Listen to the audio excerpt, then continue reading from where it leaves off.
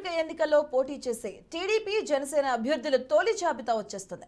ఇక నేడు మాఘ పౌర్ణమి మంచి రోజు కావడంతో మొదటి విడత అభ్యర్థుల పేర్లు వెల్లడించాలని నిర్ణయించినట్లుగా టీడీపీ వర్గాలు తెలిపాయి.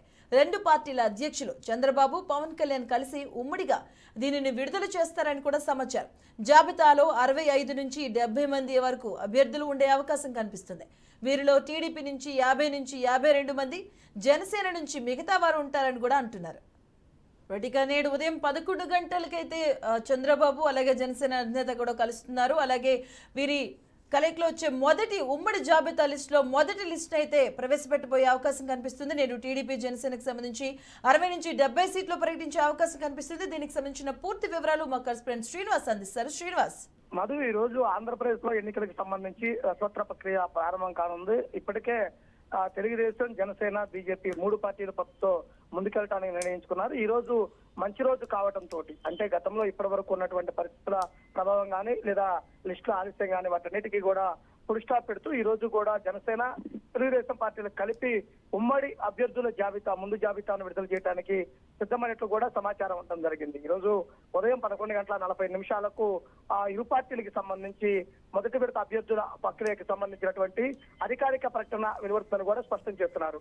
నిన్న సాయంత్రమే ప్రత్యేక విమానం ద్వారా జనసేన పార్టీ అధినేత పవన్ కళ్యాణ్ మంగళగిరి చేరుకోవడం జరిగింది. అలానే తెలుగుదేశం పార్టీ అధినేత చంద్రబాబు, లోకేష్ ఇరువురు కూడా హెలికాప్టర్ ద్వారా కూడా హైదరాబాద్ నుంచి ఉండవల్లి చేరుకున్నటువంటి పరిస్థితి ఉండడం జరిగింది.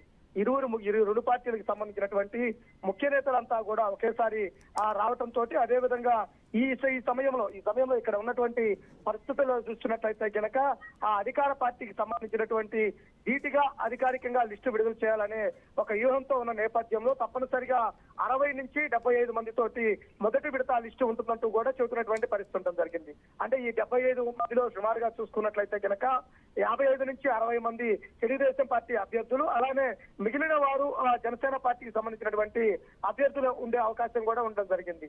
అయితే ముఖ్యంగా చూసుకుంటే ఇరువైపుల పార్టీలకు సంబంధించినటువంటి అధినేతలు ఇప్పటికే పలుమార్లు భేటీ కావడం జరిగింది.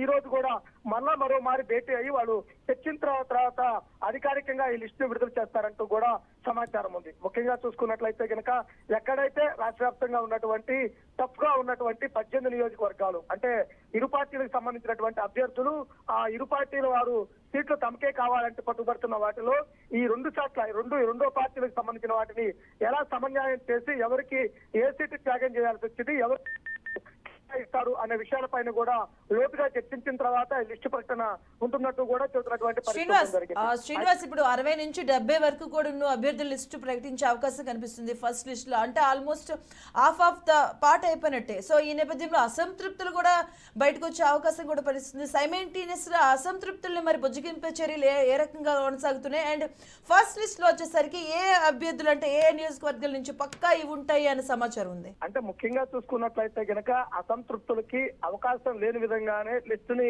ప్రకటించే అవకాశం ఉంది. ముందుగా చూసుకున్నట్లయితే గనక ఎక్కడైతే గనక సింగిల్ నియోజకవర్గానికి సంబంధించి సింగిల్ క్యాండిడేట్, ఇటు జనసేన కానీ అటు తెలుగుదేశం పార్టీ తరఫున కానీ సింగిల్ అభ్యర్థి ఉంటారు, వాళ్ళకి సంబంధించినటువంటి గెలుపు అవకాశాలు వేరు చేసుకొని అటువంటి అభ్యర్థులకు సంబంధించినటువంటి ప్రకటన, పోటీ ఉన్న వాటిని సామరస్యంగా పరిష్కరించడానికి మళ్ళా తర్వాత టైంలో ప్రకటించే అవకాశం ఉంటుంది. కాబట్టి మొదటి విడతలో ఎక్కడ కూడా వారికి సంబంధించి అసమ్మతి కానీ వారికి సంబంధించినటువంటి రెబల్స్ కానీ లేకుండా ఉండే విధంగా కూడా జాగ్రత్తలు తీసుకునే పరిస్థితి కూడా కనపడుతుంది. ఈ రోజు ప్రస్తుతం చూసినట్లయితే గనక సుమారు 75 నియోజకవర్గాలకు సంబంధించి మాత్రమే విడుదల చేసే అవకాశం ఉన్న నేపథ్యంలో మిగిలిన 100 అసెంబ్లీ నియోజకవర్గాలు ఉంటాయి, అలానే పార్లమెంటు నియోజకవర్గాలు కూడా ఉంటాయి. కాబట్టి వాటన్నిటికీ కూడా పూర్తిగా, అంటే ఇరువైపులా ఎటువంటి భిన్నాభిప్రాయాలు లేకుండా ఉండే విధంగా సీట్లు కేటాయించడానికి కూడా సిద్ధమవుతున్నటువంటి పరిస్థితి అయితే కనుక కనపడుతుంది.